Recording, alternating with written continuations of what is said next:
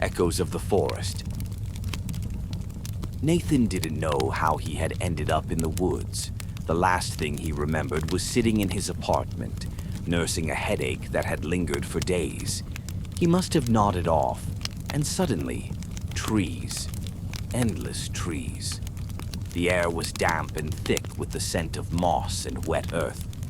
Moonlight filtered through the canopy above, casting shifting patterns across the forest floor.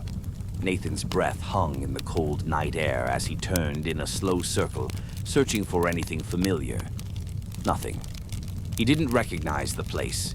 His heart pounded, the steady rhythm blending with the distant sound of leaves rustling. Was it the wind or something moving through the trees? He began walking, the crunch of twigs underfoot echoing louder than it should have. Every sound felt amplified, as though the forest was alive and listening. After what felt like an hour of wandering, Nathan stopped to catch his breath. He leaned against a tree, his fingers digging into the rough bark. The silence around him felt oppressive, unnatural. Then he heard it, a soft whisper. "Nathan." He froze, every muscle tensing. The voice was faint, like a breath carried on the wind, but unmistakably real. He spun around, scanning the darkness. No one was there. "Nathan." The whisper came again from the opposite direction. His pulse quickened as he stumbled back. "Who's there?" he called out, his voice trembling. There was no answer, only the whispering, growing louder, closer, surrounding him. Shapes flickered at the edge of his vision, vague, shifting figures that melted into the shadows when he turned to look.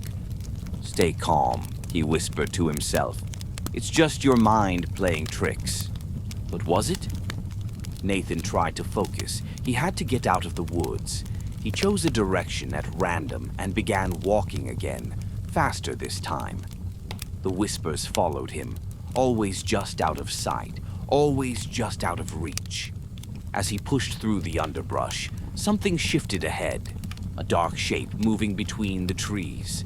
It was too far away to make out clearly, but it was large, unnaturally tall. "Nathan," the voice whispered again, this time louder, more distinct. It wasn't coming from the shadows anymore. It was inside his head. He clutched his temples, squeezing his eyes shut. "Stop. Just stop." When he opened his eyes, the shape was gone.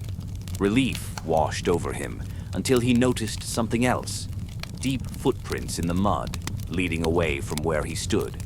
Whatever had been there was real. Or was it?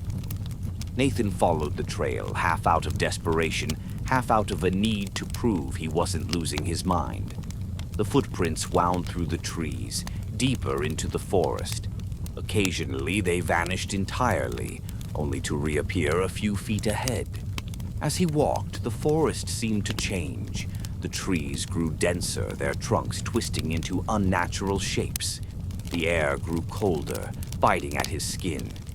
And then there was the smell, a sickly sweet scent like rotting flowers. He paused, his breath hitching. Ahead something glimmered in the darkness, a faint golden light pulsing softly like a heartbeat. "Nathan," the voice called again from the direction of the light. He took a cautious step forward.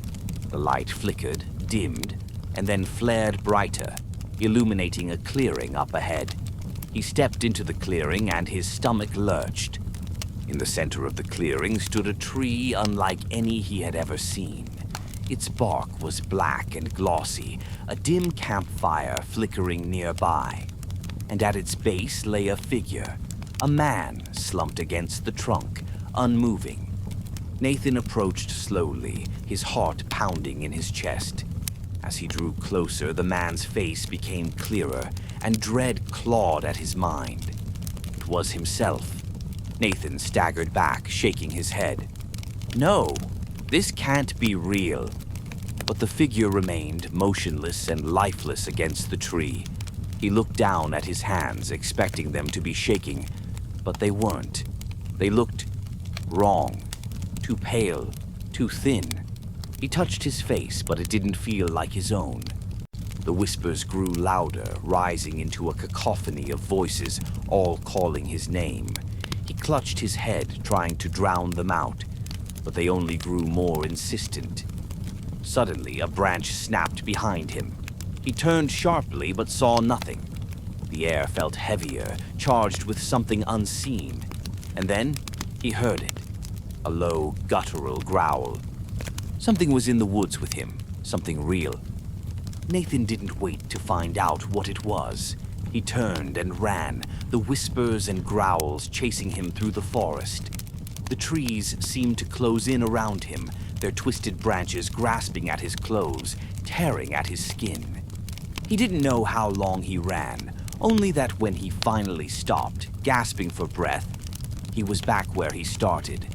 The clearing, the black tree. The figure slumped at its base, and then he realized the figure was gone. His own footprints circled the clearing, but there was no sign of the body. The fire nearly extinguished, leaving the forest in near total darkness. The only sound was the wind rustling through the trees. Or was it? Nathan took a step back, but something caught his ankle. He looked down, expecting to see a root or a vine, but there was nothing there. And yet, he couldn't move. It felt as though something invisible was holding him in place. The whispers returned, softer now, almost gentle. "Come with us, Nathan." The last traces of firelight diminished into glowing embers. The wind roared and the darkness enveloped him. Everything went black. By morning, the search party found no trace of Nathan. Only a set of footprints leading into the forest, ending abruptly in an empty clearing. Some said he wandered off, lost in the woods. Others believed something darker had taken him.